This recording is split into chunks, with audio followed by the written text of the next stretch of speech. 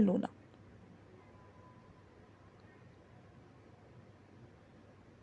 خلاص، وزي ما قلت لحضراتكم هكون مولعة الفرن والفرن سخن جدا.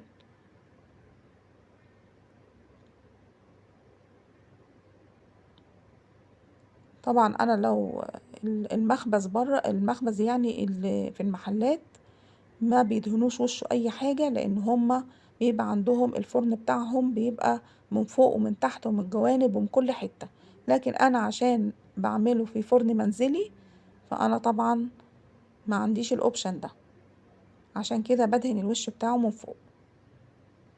هنحط بقى عليه كده حبوب السمسم، بتديله شكل وطعم حلو قوي.